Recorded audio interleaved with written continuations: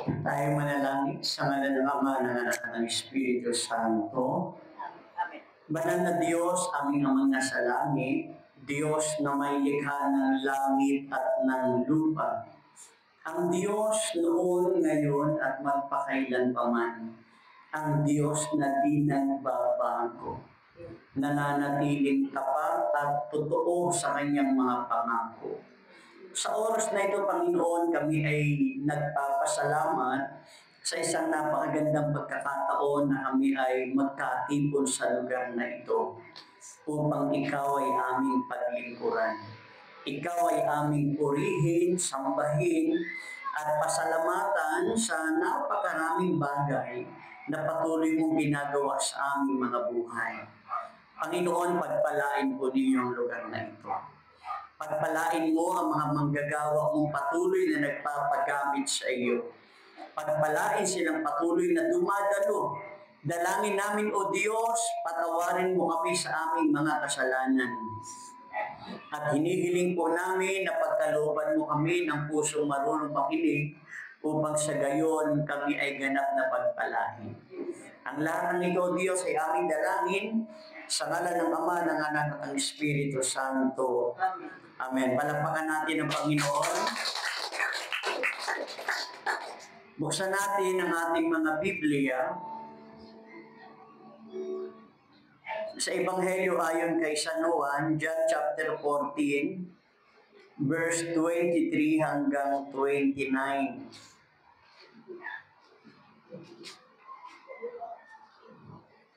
John chapter 14, verse 23 hanggang 29.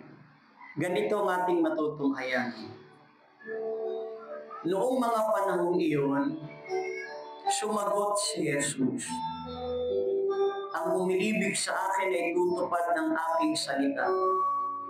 Iibigin siya ng aking Ama, at kami sa Kanya at mananahan sa Kanya. Ang hindi umiibig sa akin ay hindi tumutupad sa aking mga salita. Hindi akin ang salitang narinig ninyo, kundi sa Amang nagsugo sa akin. Sinasabi ko sa inyo ang mga bagay na ito samantalang kasama pa ninyo ako.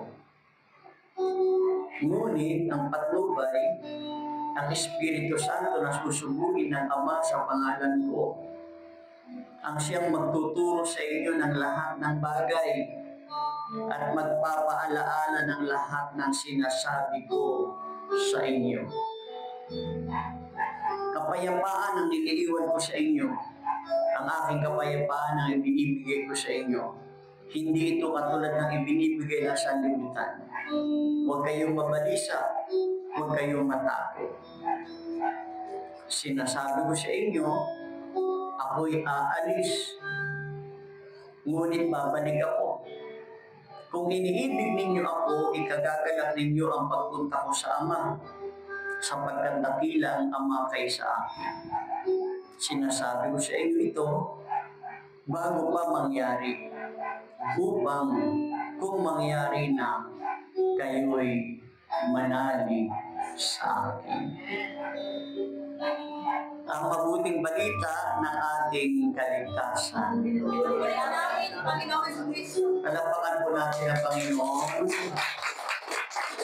Okay, makakaupo na tayo sa presensya ng Panginoon. God is good. And all the time. Ang mensahe ng Panginoon na pinamagatan po natin itong gabay sa makabuluhang paglilingkod sa Diyos. Ulit. Gabay sa makabuluhang paglilingkod sa Diyos. Yun. Guide to meaningful service to God. Ano nga bang ibig sabihin nito na sa paglilingkod natin, makabuluhan ito? Kaya dapat naandoon talaga ang patnubay ng Panginoon. Paano nga ba tayo ginagabayan ng Panginoon kung pag-uusapan ng paglilingkod sa Diyos? Na makinig po tayo, ang mabuting balita ay naglalaman ng mga mahahalagang aral. Mahalaga daw po yung mga aral na ating mapapakinggan ngayon at nagbibigay ito ng mga hakbang para sa mga naglilingkod sa Diyos. ang sentro ng mensahe ay ang pangako ng Panginoon. Ano yon? Ang kapayapaan at ang patnubay ng Espiritu. Yung mensahe dito na binibigyan ng diin ng Panginoon ay tungkol sa kapayapaan at kung paano ang patnubay ng Diyos ay mahalaga kung pag-uusapan ng paglilingkod. Narito ang mga aral at ilang mga hakbang para sa mga naglilingkod sa Diyos ayon sa Ebanghelyo ni San Juan. Una, ang pagmamahal kay Jesus at ang pagsunod sa kanyang mga utos. Pagmamahal kay Jesus at ang pagsunod sa kanyang mga utos. Pakiulit po. Ang pagmamahal kay Jesus at pagsunod sa kanyang mga utos. Loving Jesus and obeying His commandment. Ano yung ibig sabihin nito? Yung pagmamahal daw ng Panginoon at ang pagsunod sa kanyang mga utos. Ang pagmamahal sa Panginoon ay hindi lamang isang damdamin. No? Hindi lang tayo dito naglilingkod dahil mayroon tayong damdamin na mahal natin ang Diyos. Hindi naman masama, pero hindi lang iyon ang ibig sabihin nito. Kundi isang aktibong pagsunod sa kanyang mga utos o kanyang kalooban. Iyon. Ang pagmamahal ng Panginoon ay hindi lamang isang damdamin, kundi isang aktibong pagsunod sa kanyang mga utos o kanyang kalooban. Ang pagsunod na ito ay nagpapakita ng tunay na pagmamahal. Yon. Hindi lang pala ang damdamin natin na mayroon tayong emosyon, umiiyak tayo, nararamdaman natin, kasama natin ang Diyos. Maganda yun. Pero hindi lang yun. Dapat nating maintindihan, ito ay aktibong pagsunod sa kanyang mga utos o kalooban. Ang pagmamahal sa Diyos hindi lang sa kanyang damdamin o hindi lang damdamin natin, kundi yung sumusunod tayo. Ano yung ibig sabihin nito? Dapat tayo maglaan ng panahon. Tulad ng ginagawa natin ngayon. Meron tayong panahon sa araw ng isang linggo, meron tayong prayer meeting. Amen? Maganda na mag-aral tayo, magnilay tayo sa mga aral ng Panginoon kasi magandang maintindihan natin ito. Hindi lang ito pangkaraniwan na tuwing ganitong araw, ugaliin natin na magpunta dito. Hindi lang yun eh.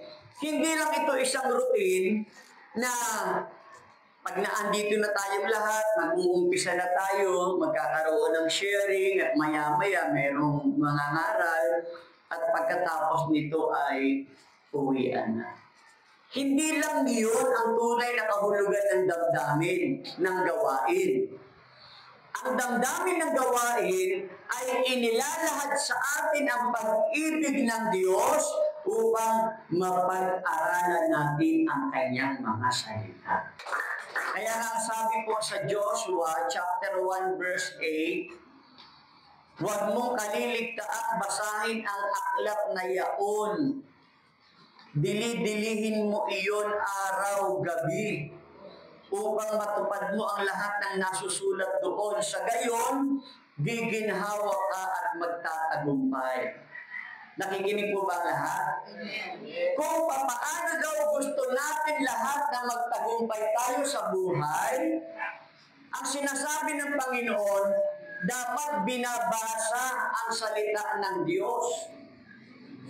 Mapaaraw at mapagabi, kung ito daw ay babasahin ng isang tao, wala siyang tigil, araw-araw nagbabasa siya, at least sa loob ng isang araw, kahit man lang 5 minuto, meron kang ginamit na oras para basahin ang Biblia. Kaya mahalaga nga po ang Biblia. Mahalaga po na pinag-aaralan natin ang Biblia. Alam niyo, isa sa pinakamagandang mapagtagumpayan, yung pag may galit ka sa isang tao, lalo na kapag talo ang kandidato mo. Kapag nagsasalita ka kapag nag-aaral ka ng Biblia, salita ng Diyos, yung katagumpayan doon, yung galit mo kung kani-kanino kahit sa Comelec, nawawala yun. Kapag eleksyon, pagkatapos ng eleksyon, tapos na. Amen.